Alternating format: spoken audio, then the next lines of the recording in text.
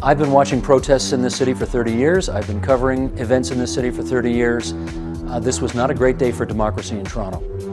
I saw things I'd never seen before. I saw things that frankly should not have happened. And people will come to their own conclusions about what they believe the state of democracy to be in Toronto and in Canada as a result of what happened. It was a sad, bloody day, I'll tell you that much.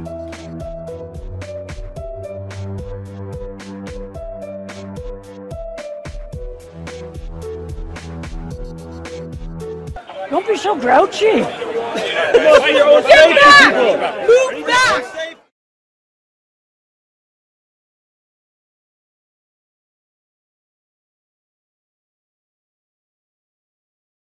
Police in Quebec are being accused of using undercover agents to provoke violence outside the North American Leaders Summit in Montebello, Quebec, earlier this week. Police are not commenting on the matter, but protest organizers say they have the video evidence to prove it. They claim officers acted as masked demonstrators who attempted to stir up the crowd at a legitimate protest and went way ahead or beyond their duty to keep the peace. CTV's David Aiken reports. These protesters are not yelling at the lines of uniformed police officers. They're yelling at what they say are three undercover officers dressed up like them. Come on, it's our line! Fuck her off to your line! A protest leader is worried the three will get violent. Put the rock down, man! Put the rock down! The three refuse to identify themselves. These three guys are cops, everybody! Other protesters say they are provocateurs trying to start a riot. They want us to be aggressive with them. Trapped, the three push back and then try to bust the police line and are arrested. Now, all of that happened on Monday. 2 days later, the Quebec police force refuses to comment on the incident.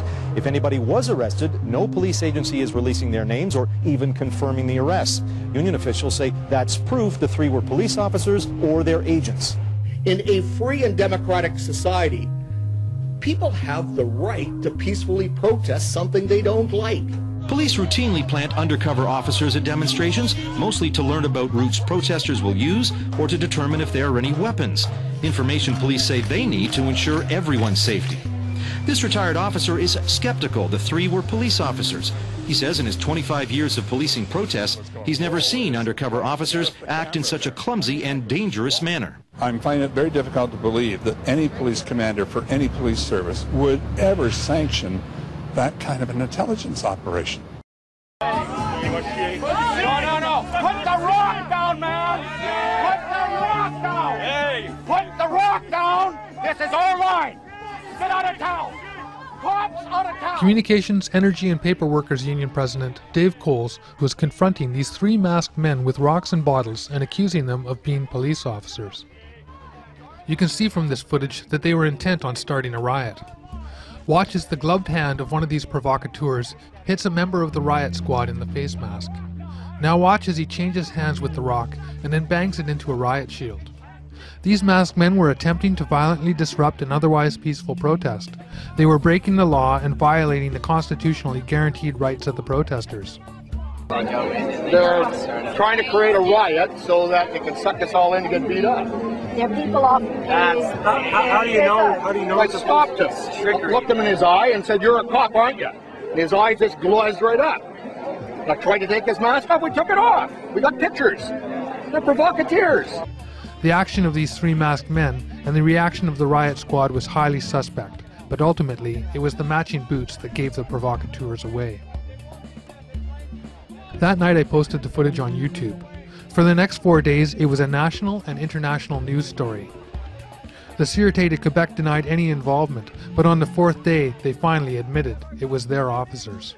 As we confirmed yesterday, the three people in question were indeed Sûreté du Québec police officers performing their duties.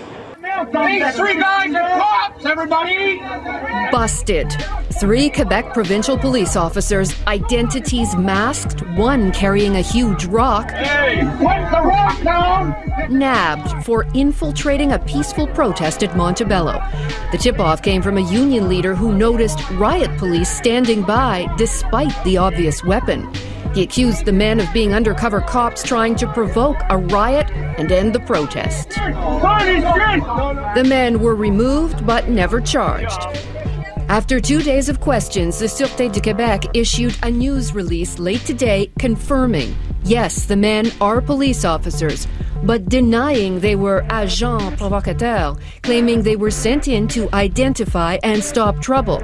They say the police refused to throw stones, committed no crime, and were there to maintain order and security. Wait a second. This is not a proper use of police resources, and we should be setting guidelines.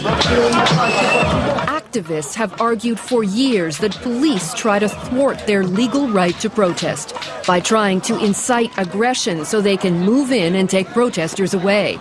They say they do it even when demonstrators gather in a designated area, as these mostly unionists were in Montebello. And they say politicians tacitly endorse it. This is the face of it, where people can't even ask a question without having to face these kinds of goons. The Supreme Court has ruled protesters have the right to be seen and heard. Tonight, both the Quebec and federal governments are facing calls to do more to police the police. Susan Bonner, CBC News, Ottawa.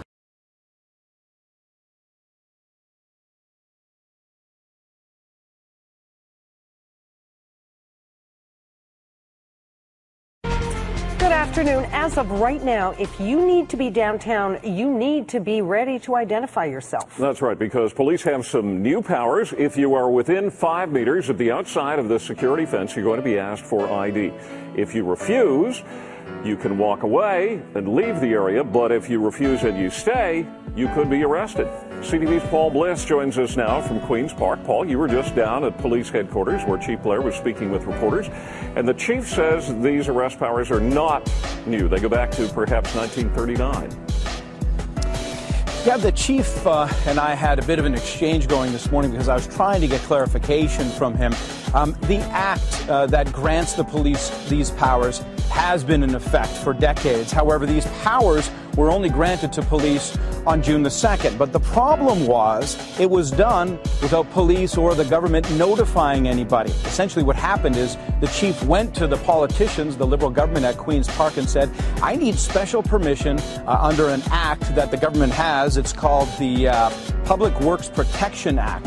He says, I want to be able to arrest anyone within 5 meters of the fence if they don't provide proper identification, if they don't allow me to do a search. We can ask them to leave, and as you all now know, we have the authority to ask them to leave the interior of the perimeter area and 5 meters from that fence. But You're within 5 meters of this wall, so please turn off your video camera. We can't film within 5 meters of the wall? No, that's correct. Okay. Public Works Act states that, so please. Because we're show your identification of these officers. On Tuesday, it emerged that special police powers that the media reported had been given to police for the duration of the summit, powers that the Globe and Mail suggested were unlimited, had in fact never been given. Although a temporary regulation was passed in secret on June 2nd, making the fenced-off security zone around the summit subject to the Ontario Public Works Protection Act, the so-called 5-meter zone that supposedly gave police the right to demand identification from anyone within 5 meters of the fence never existed. When asked on Tuesday if the 5-meter rule had been in effect, Toronto Police Chief Bill Blair said, quote, "No, but I was trying to keep the criminals out," end quote. So this is pretty dramatic stuff, because the law was not only passed in secret, but it was kept secret. This is the stuff that Kafka wrote novels about. Secret laws that the citizenry isn't aware of are the hallmarks of tin pot dictatorships. Let me clarify it for you. By all means, if someone comes to the fence and seeks entry, they will be asked to identify themselves. If they refuse, and they have a right to refuse, then they may leave. and they will leave without being arrested. If, on the other hand, they try to force their way in, they can be prevented from entering. That's a very different thing than what you have described. There's no official protest here today yet. The big one is tomorrow, but already we're seeing some evidence that police are using that new power that they have under the new regulation. Joining us now is Tara. You were here in the park earlier. What happened to you? Did police say something about this new rule?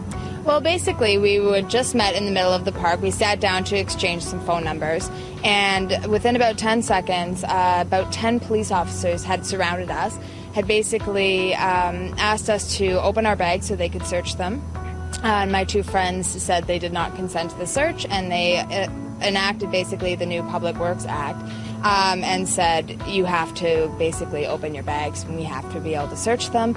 So they searched our bags, also asked for our identification, and wrote down all of our identification as well as phone numbers. When they mentioned this new Public Works Act, what did they say about it? Did they say, well, we can arrest you, or what? They basically told us that it allowed them to open anything and search anything on public grounds. As to what public grounds means, they weren't really clear, but they said anything that was considered a public place, they could ask for identification and could search us. But there's no protesters in the park today, and so I was just kind of shocked that 10 police were surrounding us when we were writing down phone numbers. Well, what about the fact that there is no fence here? I mean, a lot of the explanation was that if you're within 5 meters of the fence, you could be searched. There's no fence here. I'm not sure why exactly we were searched, and in fact, there was no fence here. I haven't seen a fence for at least a couple kilometers, so I'm not quite sure why we're being searched here or why there is so much police presence, but we definitely, this act was invoked on us. What this legislation does on its face is that it gives the police the authority to ask a citizen to identify themselves who happen to be in downtown Toronto, and they've designated a whole area of downtown Toronto. And to have a police with the authority to force you to identify yourself without any cause whatever is frightening. And then it goes on to give them authority to search the person without any cause. Which means the whole right to privacy and right to probable cause is gone on the search. You just have to be within an area. Within that approach, as it's called. As we'll learn later, that's a pretty flexible thing. Just what is that area? That's right. So they could designate, for example, the whole of downtown Toronto as a public work, and then public protest would be prohibited. I think it's kind of also extraordinary. It's not just police officers who can enforce this act. It's something they're calling guards. But the most important thing that then leads to is every person who gets appointed this way has the powers of a peace officer. They can turn almost anybody they want into a policeman. That's right. And of course, we saw earlier this week or the previous week where there were a number of private security people that were going to come to Toronto to deal with the G20, and they weren't even licensed in Ontario, so that we've got people here that could be not licensed or they're quickly licensed. In other words, if people read that if they went downtown to protest, that some rent-a-cop guard could arrest them for whatever, neglecting to follow their instructions, then people may say, you know what, I don't need that. I think I'll stay home and so on. So the chilling effect is also crucial. So the right of free assembly can be gone in a snap of cabinet's fingers. In effect, a snap of cabinet's fingers behind closed doors.